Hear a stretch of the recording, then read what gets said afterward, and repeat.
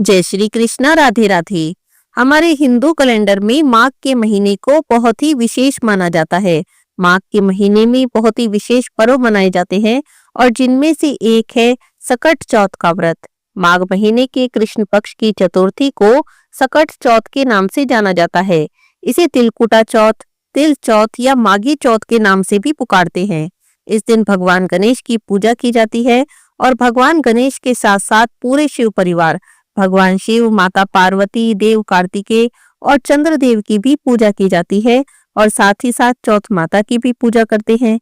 सकट चौथ के इस व्रत को महिलाएं संतान प्राप्ति के लिए और अपने संतान के सुखी जीवन की कामना के लिए करती हैं। कहा जाता है कि सभी को साल में 2 चौथ का व्रत तो जरूर करना चाहिए। एक हो गई करवा चौथ और एक हो गई सकट चौथ।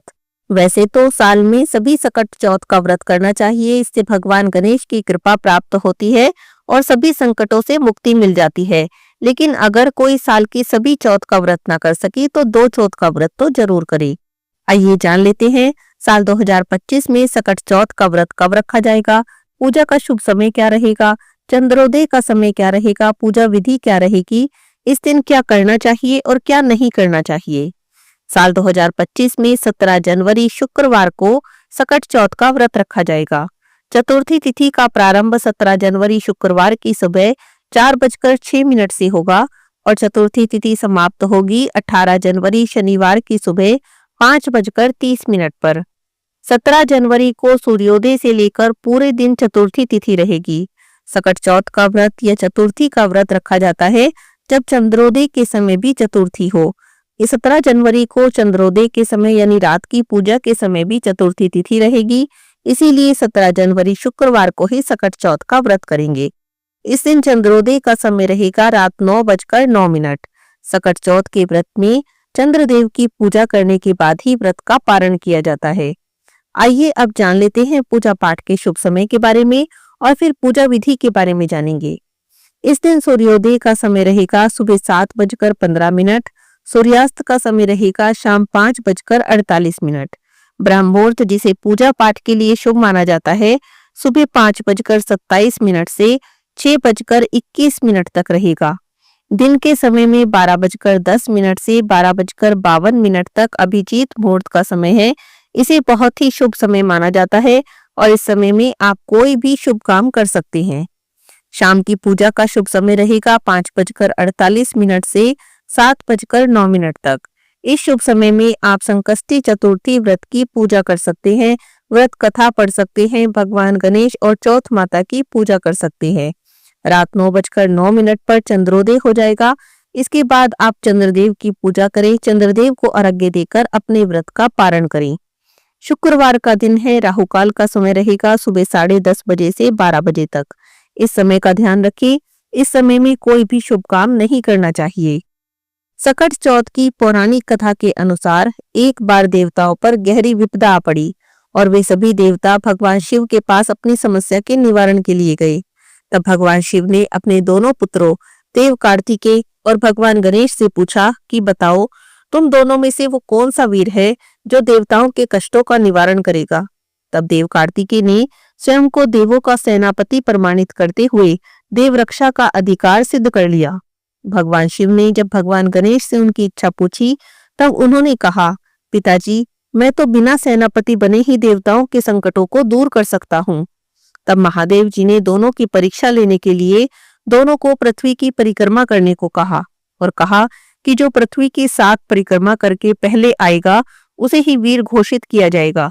यह सुनकर देव कार्तिकेय तो अपने मोर वाहन पर पृथ्वी की परिक्रमा के लिए निकल गए, लेकिन भगवान गणेश अपने माता पिता की ही परिक्रमा करते हुए कहने लगे कि माता पिता में सभी तीर्थ विद्यमान है, इसीलिए मैं माता पिता की परिक्रमा कर रहा हूँ तो मेरी पृथ्वी की परिक्रमा पूरी हो जाती है। भगवान गणेश के इस तर्क से सभी उनके सामने नतमस्तक हो गए। महादेव जी ने भी उनकी प्रशंसा की और उन्हें आशीर्वाद दिया कि गणेश, आज से प्रत्येक कार्य में सबसे पहले तुम्हारी ही पूजा होगी।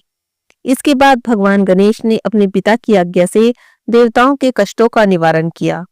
आइए अब जान लेते हैं सकट चौथ व्रत पूजा विधि के बारे में। सकट चौथ के दिन ब्रह्म मुहूर्त में उठें, स्नान करें, स्वच्छ वस्त्र पहनें, ध्यान रखें, काले नीले रंग के कपड़े विशेष पूजा पाठ में नहीं पहनने चाहिए। अपने व्रत का संकल्प करें। व्रत संकल्प करने के बाद भगवान गणेश और पूरे शिव परिवार का पूजन करें। सबसे पहले एक चौकी पर भगवान गणेश की प्रतिमा को स्थापित करें। प्रतिमा का श्रृंगार करें, वस्त्र अर्पित करें, रोली, अक्षत, दूर्वा, लड्डू, पान, सुपारी, धूप, दीप अर्पित करें। ओम गम गणपति इस मंत्र का जाप करते हुए नैवेद्य के रूप में तिल और गुड़ से बने हुए लड्डू अर्पित करें। सकट चौथ के व्रत में तिल का विशेष रूप से प्रयोग किया जाता है। यहाँ तक कि कहानी सुनते समय भी हाथ में तिल रखे जाते हैं। इसके बाद आप सकट चौथ की व्रत कथा पढ़ें। रात में चंद्रोदय होने पर चंद्रदेव को अर्घ्य देकर अपने व्रत को पारण करें। सकट चौथ का व्रत वैसे तो निर्जल निराहारी रखा जाता है, लेकिन जो कोई निर्जल निराहारी ना रख पाए वो फलाहारी व्रत भी कर सकते हैं। इस दिन तिलकुट का विशेष रूप से भोग लगाया जाता है, तिल से बनी मिठाई का भोग लगाया जाता है। और एक बात का ध्यान रखें, जब आप गणेश जी की प्रतिमा को स्थापित कर रहे हैं तो वह प्रतिमा कहीं से भी खंडित नहीं होनी चाहिए। खंडित प्रतिमा की पूजा करने से पूजन पूर्ण नहीं माना जाता है। भगवान गणेश की पूजा करते समय अक्सर लोग एक गलती करते हैं। जब भगवान गणेश को भोग लगाते हैं तो उसमें तुलसी दल रख देते हैं। भगवान गणेश को तुलसी दल अर्पित नहीं किए जाते हैं और ना ही केतकी के फूल चढ़ाए जाते हैं। सकट चौथ के दिन तामसिक भोजन बिल्कुल भी ना करें, यानी प्याज लहसुन का प्रयोग नहीं करना चाहिए। अगर व्रत नहीं भी कर रहे हैं तो भी घर में प्याज लहसुन का प्रयोग नहीं करना चाहिए। सकट चौथ की व्रत कथा पढ़ें। ऐसा करने से भी व्रत करने जितना ही पूर्ण फल प्राप्त होता है। आज की इस वीडियो में बस इतना ही। हरे कृष्णा, राधे राधे।